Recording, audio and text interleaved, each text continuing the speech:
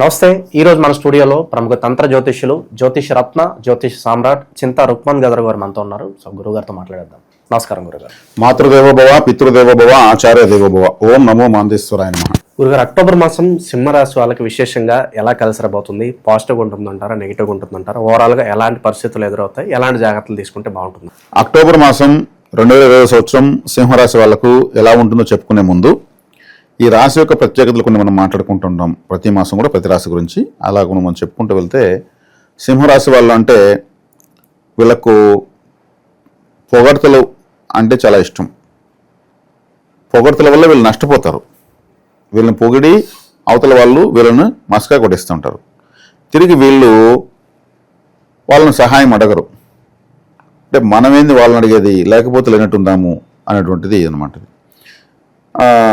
ఇంకా వీళ్ళు వచ్చేకాడికి కులదేవతారాధన ఎంత ఎక్కువ చేస్తే అంత బెనిఫిట్ వీళ్ళకు. కులదేవతారాధన, పితృదేవతారాధన, ఇది మఖా నక్షత్రంతో ప్రారంభమయ్యే రాశి అన్నమాట. ఇది మఖా నక్షత్రం అంటే పితృ నక్షత్రం కాబట్టి ఈ మఖా నక్షత్రంలో పుట్టిన వాళ్ళు, ఈ సింహరాశిలో పుట్టి మఖా నక్షత్రంలో పుట్టిన అంతకుముందు జన్మలో కూడా అదే కుటుంబానికి చెందిన వ్యక్తిగా ఉంటారు, పితృ నక్షత్రం కాబట్టి. అంటూ ఉంటారు, మా పెద్దమ్మ పుట్టింది, మా అవ్వ పుట్టింది, మా నాన్నే, మా పెద్దనాన్నే, మా తాతే అంటూ ఉంటారు. వాళ్ళు అదే విధమైన క్వాలిటీ ఇస్తూ ఉంటారు అనమాట. కాబట్టి ఇది పితృ రాశి అని కూడా చెప్పొచ్చు. కాబట్టి వీళ్ళు పితృపరిహారాలు కంపల్సరీ చేసుకోవాలి, కులదేవత ఆరాధన చేయాలి, నీటి దానము అన్నదానం ఎక్కువ చేయాలి. అంటే చలివేంద్రం ఎక్కువ పెట్టాలి, ఎక్కువ చలివేంద్రాలు పెట్టాలి. కాశీ, అయోధ్య లాంటి క్షేత్రాలకు ఆన్లైన్లో కూడా అన్నదానం డబ్బులు కడతా ఉంటే వీళ్ళకి మళ్ళీ డబ్బులు వస్తూ ఉంటుంది. ఇది ఒక సీక్రెట్. కాబట్టి వీళ్ళకి ఇది ఈ రాశి వాళ్ళు చేసుకోవడంతో మనం చెప్తున్న మాస ఫలితాలు, గోచార ఫలితాలు అనేవి సంబంధం లేకుండా వీళ్ళు బాగుంటారు.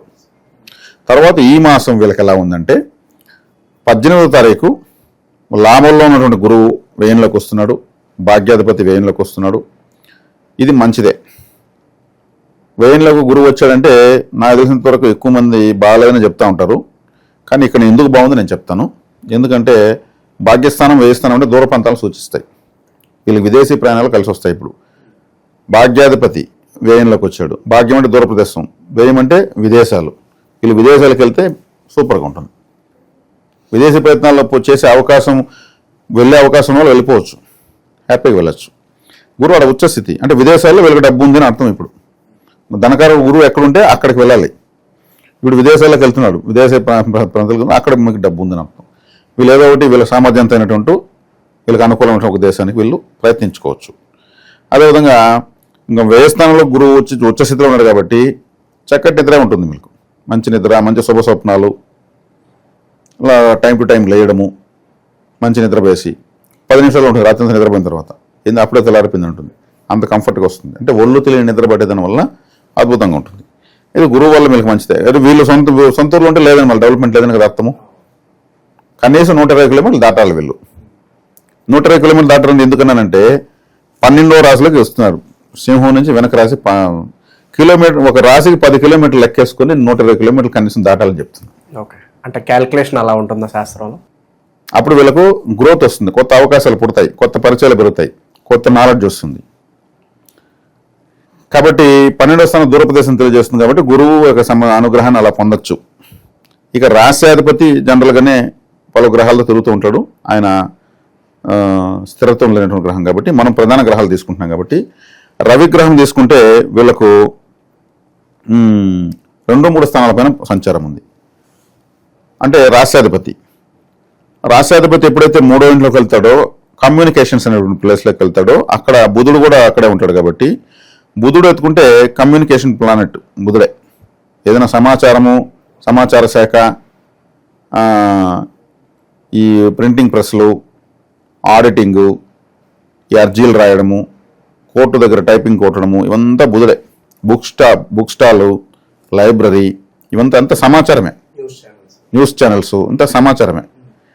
కాబట్టి సహకారము అనే ప్లేస్లోకి వెళ్తుంది. కాబట్టి ఇతనికి, ఈ రాశి వాళ్ళకి ఈ నెల సహకారాలు ఎక్కువ పెరుగుతాయి. ఆ వృత్తుల్లో ఉండే వాళ్ళకి కూడా బాగుంటుంది అంటారు. ఏ వృత్తిలోనే ఉన్నాయి వీళ్ళకు కావాల్సినటువంటి సహకారం ఉంటుంది. ఇప్పుడు వ్యవసాయదారులు అనుకోండి, వాళ్ళ పంటకు ఏదైనా చీడపిల్లలు వచ్చాయి, టైంకి సైంటిస్ట్ దొరుకుతాడు, ఈ మందు కొట్టుకోవయా, ఇంకొక రోజు లేట్ చేస్తే నీ పంట పోతుంది అంటారు. ఆ సహకారం, కమ్యూనికేషన్ రావాలి కదా. అంటే ఆయా రంగాల్లో ఉన్న వాళ్ళకి కావాల్సిన కమ్యూనికేషన్ సెట్ అవుతుంది. కమ్యూనికేషన్ లేకపోతే ప్రపంచం లేదు. 1 month ఒక 1 hour కమ్యూనికేషన్ ఆగింది అనుకోండి, ప్రపంచం నష్టాన్ని ఎవరు అంచనా వేయలేరు. అటువంటి కమ్యూనికేషన్ వీళ్ళకి వస్తూ ఉంది ఇప్పుడు. ఎందుకంటే రాష్ట్రాధిపతి 3వ ఇంట్లో కూడా అక్కడ దానికి సంబంధించిన గ్రహం అక్కడే ఉంది కాబట్టి. ద్వితీయాధిపతి తృతీయంలో ఉన్నాడు, రాష్ట్రాధిపతి తృతీయంలో ఉన్నాడు, అది మంచిది. రాష్ట్రాధిపతి ద్వితీయాధిపతి కలిసి 3వ ఇంట్లో ఉండడము మంచి ప్రోత్సాహకాలు ఉంటాయి, ఇతరుల కోఆపరేషన్ బాగుంటుంది. మనం ఒక వ్యక్తి దగ్గర వెళ్తే ఆ సమయానికి ఆ వ్యక్తి లేడు అంటే ఇంపార్టెంట్ వ్యక్తి, మనకు చాలా ఇబ్బంది పడతాం. నేను లేనప్పుడు ఎందుకు వచ్చా, ముందుగా ఫోన్ చేయలేదు కదా అతను అంటాడు. సమాచార లోపం, అటువంటి సమాచార లోపం లేకుండా ఉంది ఈ మాసం. ఇక 4వ ఇంట్లోకి కుజుడు వస్తున్నాడు, స్వస్థానంలో కుజుడు వస్తున్నాడు.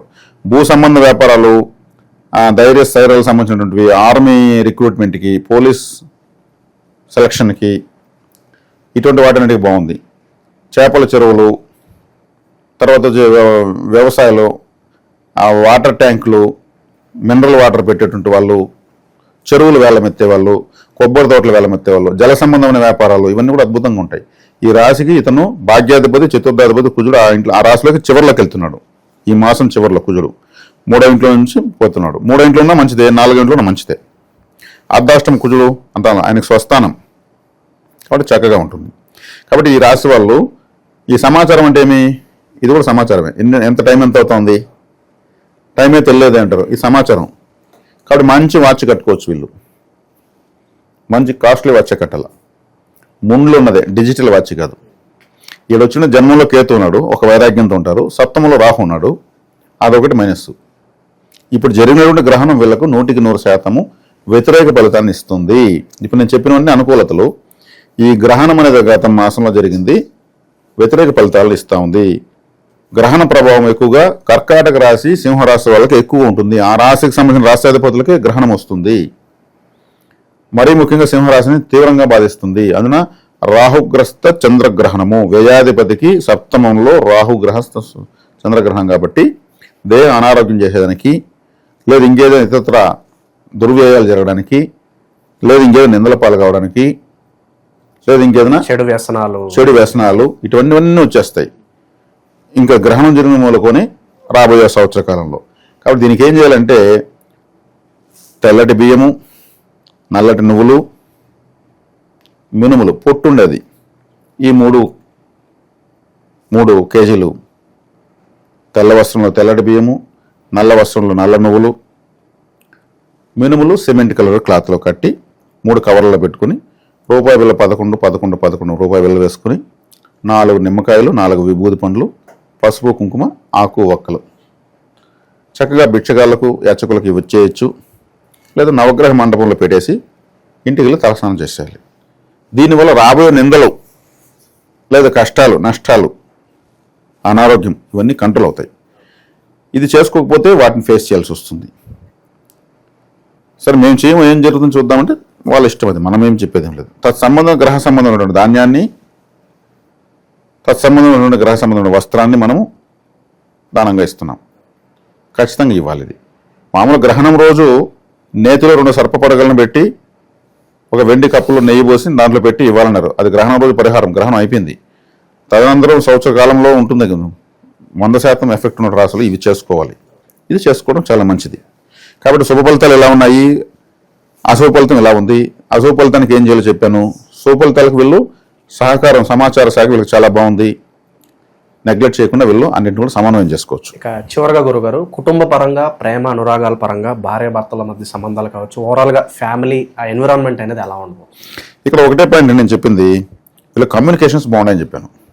కుటుంబ పరంగా కూడా కమ్యూనికేషన్ బాగున్నట్టే, సమాజంతో బాగున్నట్టే, వీళ్ళతో వీళ్ళ కమ్యూనికేషన్ కూడా బాగున్నట్టే. కమ్యూనికేషన్ అంటే ప్రపంచం అంతా ఇప్పుడు ఇంటర్నెట్ అంటే కమ్యూనికేషనే కదా. నెట్ అంటేనే ప్రపంచం అంతా ఏకం చేసేసింది.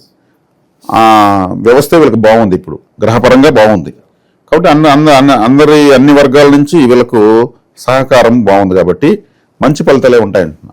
ఓకే, ఇక గురుగారు నక్షత్రాల గురించి మాట్లాడుకుందాం. సో వీళ్ళ పరిస్థితి ఏంటి? నక్షత్రాల గురించి మాట్లాడుకుంటే మకా నక్షత్రము, పుబ్బ, ఉత్తర 3 నక్షత్రాలతో ఈ రాశి ఉంటుంది. కాబట్టి ఇక్కడ మకా నక్షత్రము అంటే మనకు దీపావళికి, కొన్ని ప్రాంతాల్లో సంక్రాంతికి చేస్తుంటారు, అత్తి రసాలు అని చేస్తుంటారు. మన రాయలసీమ ప్రాంతంలో కజ్జాలు అంటారు, బెల్లంతో చేసేటువంటి అత్తిరసాలు. ఈ మకా నక్షత్రం అంటే అత్తిరసాలు, అతిరసము అంటారు, అతిరసాలు అంటారు. అది మకా నక్షత్రం సూచిస్తుంది. అదేవిధంగా మసాలా వేసినటువంటి పెరుగన్నం పొబ్బా నక్షత్రం అంటే మళ్ళా మనకు నములుతూ ఉంటే పెరుగన్నం బదులు ఇవే టేస్ట్ పెరుగుతూ ఉంటాయి మధ్యలో. ఏది ఈ జీలకర్ర, మిరియాలు, శనగపప్పు మసాలా పెట్టినటువంటి పెరుగన్నము పొబ్బా నక్షత్రం సూచిస్తుంది. అదేవిధంగా పెరుగన్నం అని చెప్పచ్చు. ఉత్తర నక్షత్రం అంటే రేగుపండ్లు, పులిహోర ఇది సూచిస్తుంది. కాబట్టి మకా నక్షత్రం వాళ్ళు సంపత్తార పొబ్బా నక్షత్రం సంబంధించినటువంటి పెరుగన్నము, అది మసాలా వేసినటువంటి పెరుగన్నం, మామూలు పెరుగన్నం కాదు, మసాలా వేసినటువంటి మనకు మజ్జిగ పులుసు అని ఒకటి వేస్తూ ఉంటారు భోజనంలో, అది మసాలాతో ఉన్నటువంటి మజ్జిగ అనమాట. అది ఎల్లో కలర్లో ఉంటుంది. దాంతో చేసినటువంటి అన్నము, దాంట్లో వీళ్ళు ఫేవరెట్గా తీసుకోవచ్చు. పొబ్బా నక్షత్రం వాళ్ళు రేగుపండ్లు, అదేవిధంగా పులిహోర తీసుకోవచ్చు. అదేవిధంగా ఉత్తర నక్షత్రం వాళ్ళు ఎక్కువగా వీళ్ళు ఏం తీసుకోవచ్చు, ఆరెంజ్ పళ్ళాలు తీసుకోవచ్చు. ఆరెంజ్ పండు, హస్త నక్షత్రం ఆరెంజ్ పండును సూచిస్తుంది. ఆరెంజ్ జ్యూసు, చాక్లెట్స్, దాంతో చేసినటువంటి ఇతర ఏదన్నా ఫ్లేవర్స్ ఉన్నటువంటి ఫుడ్ తీసుకోవచ్చు. అది వీళ్ళకు బాగా పనిచేస్తుంది. ఇది వీళ్ళకి ఫేవరెట్ ఫుడ్ ప్రత్యేకంగా. అదేవిధంగా మనము ఈ మాసము ప్రత్యేకంగా వేద నక్షత్రం తెలియజేస్తున్నాం. వేద నక్షత్రం అంటే వీళ్ళని వేధించేదని అర్థం. ఈ నక్షత్రం వల్ల అసలు పెళ్లి చేసుకోకూడదు, చేసుకుంటే ఇంకా వాళ్ళ జీవితాంతం వేధించబడుతుంది. వాళ్ళు ఎక్కువగా విడాకులకు ఇంకా రకరకాల సమస్యలకు వెళ్తూ ఉంటారు. ఆ తర్వాత ఈ నక్షత్రం కాకుండా ఇంకొక నక్షత్రం వాళ్ళు పెళ్లి చేసుకుని అప్పటి నుంచి బాగుంటారు. ఇది వేద నక్షత్రం వాళ్ళకి తెలియదు, ఇది చూసుకోవాలి. ఇవన్నీ కూడా కలవచ్చు జాతకాలు. వేద నక్షత్రం ఒకటి తగిలిందంటే చాలు. ఇక మీకేమి డబ్బు లేదా, ఉద్యోగాలు లేవా, బంగారు లేదా, ఆస్తులు లేవా, ఇన్ని ఉండి మీరు ఎందుకు ఇలా గొడవపడతారు, అందరూ జుట్లు పెట్టుకుంటూ ఉంటారు. వేద నక్షత్రమే కారణం. కాబట్టి మకా నక్షత్రం వాళ్ళు రేవతి నక్షత్రం వాళ్ళని వివాహం చేసుకోకూడదు. అదేవిధంగా పొబ్బా నక్షత్రం వాళ్ళు అశ్విని నక్షత్రం వాళ్ళని పెళ్లి చేసుకోకూడదు. అదేవిధంగా ఉత్తర నక్షత్రం వాళ్ళు భరణి నక్షత్రం వాళ్ళని పెళ్లి చేసుకోకూడదు. పెళ్లే కాకుండా పార్ట్నర్షిప్ కానీ, వ్యాపారంలో బంధుత్వాలు కానీ ఏదిగానే ఉండకూడదు. వీళ్లకు ఈ నక్షత్రాలు ఉన్న వాళ్ళ పిల్లలుగా పుట్టినా కానీ వాళ్ళ ద్వారా వేదనలు ఉంటాయి. ఆ పిల్లలు బయట చేసేటువంటి కొన్ని రకాల పనుల వల్ల తల్లిదండ్రులకు బ్యాడ్ నేమ్ వస్తూ ఉంటుంది. వాళ్ళు వదలలేరు, పెట్టుకుని భరించలేరు, ఇట్లా ఉంటుంది. కాబట్టి ఈ వేద నక్షత్రాలకు సంబంధించినటువంటి సందర్భాల్లో ఎటువంటి వ్యాపారం కానీ, వ్యవసాయ పనులు కానీ, ఇతర వాహనాలు కొనడం కానీ ఏది కూడా చేయకూడదు. కలిసి రాలేదు అంటూ ఉంటారు కదా, ఈ నక్షత్రాలను రోజు ప్రారంభిస్తూ ఉంటుంది. కాబట్టి ఇది వేద నక్షత్ర వివరం. ఈ నక్షత్రాలతో వీళ్ళు జాగ్రత్తగా ఉండాలి. ఓవరాల్గా సింహరాశి వాళ్ళ పరిస్థితి ఈ మాసం ఏ విధంగా ఉండబోతుంది, ఎలాంటి జాగ్రత్తలు తీసుకోవాలి, చాలా బాగా వివరించారు. ధన్యవాదాలు.